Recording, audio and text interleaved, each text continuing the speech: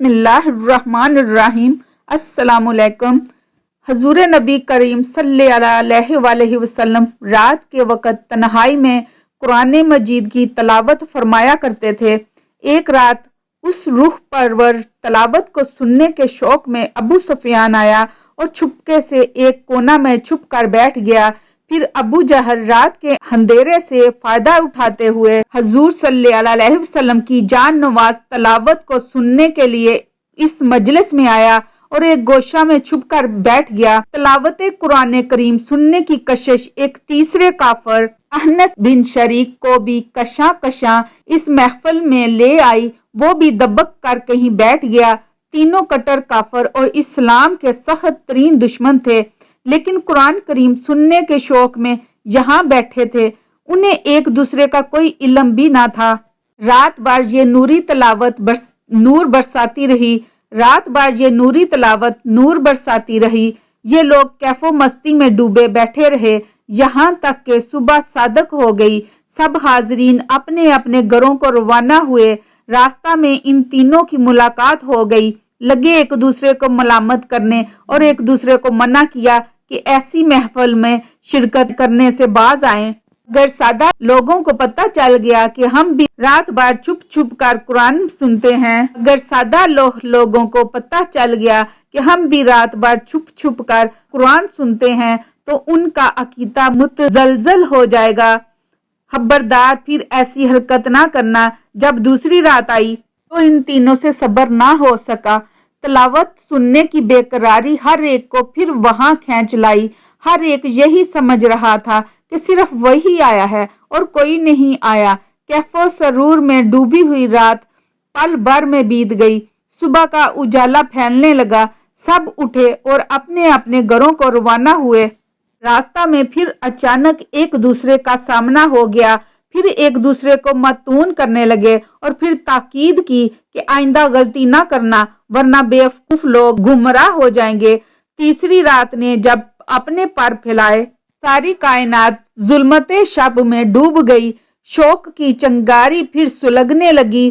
بے قابو اور بے اختیار ہو کر پھر ادھر کا رخ کیا جہاں سے اللہ تعالیٰ کے محبوب کا دلکش لحن سنائی دے رہا تھا۔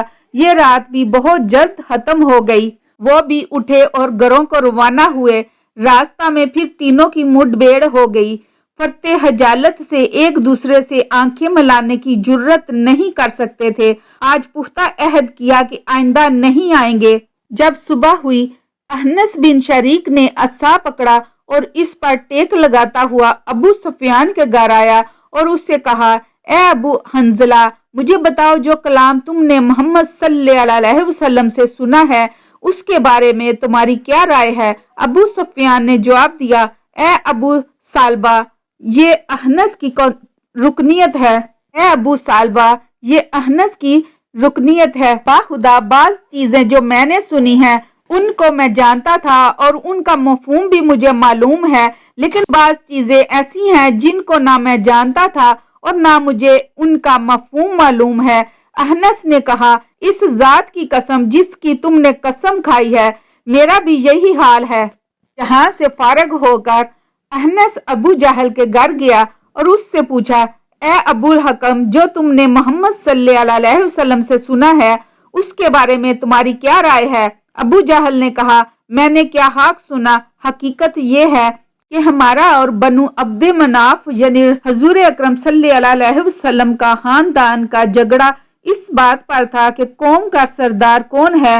اس شرف اور سعادت کو حاصل کرنے کے لیے انہوں نے بھی اپنے دسترخوان کو وسیع کیا اور ہر غریب مسکین کو کھانا کھلایا، اور ہم نے بھی ان پر بازی لے جانے کے لیے دسترخوان کو وسعت دی اور ہر غریب مسکین کی ضیافت کا اہتمام کیا۔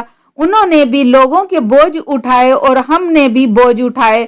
انہوں نے بھی اپنی ضیافی سے مانگنے والوں کی جولیاں بھریں، ہم نے بھی اس بات میں ان سے سبقت لے جانے کی کوشش کی اور اپنی سخاوت کا بھرپور مظاہرہ کیا، اور جب ہم مقابلہ کے دو گھوڑوں کی مانند ہو گئے یعنی ہر معاملے میں برابر ہو گئے تو انہوں نے اچانک اعلان کر دیا کہ ہم میں سے ایک شخص کو نبوت ملی ہے اور اس کے پاس آسمان سے وحی آتی ہے۔ ہم یہ دعویٰ کیسے کر سکتے تھے؟ باخدا ہم تو اس پر ہرگز ایمان نہیں لائیں گے اور نہ ہی اس کی تصدیق کریں گے۔ یہ سن کر احنس اٹھا اور اس کو غضبناک حالت میں بڑے ہانکتے ہوئے چھوڑ کر چلا گیا۔ قرآن کریم کا حسن بیان اور زور استدلال ہر سننے والے کو اندر ہی اندر سے متاثر کر رہا تھا۔ وہ سچائیاں جو اس قرآن مجید نے بیان کی تھی ان کی وہ تصدیق نہیں کر سکتے تھے۔ وہ دلائل جن سے اس فرقان حمید کے صفات جگمگا رہے تھے ان کا ان کے پاس کوئی جواب نہ تھا۔ سبحان اللہ۔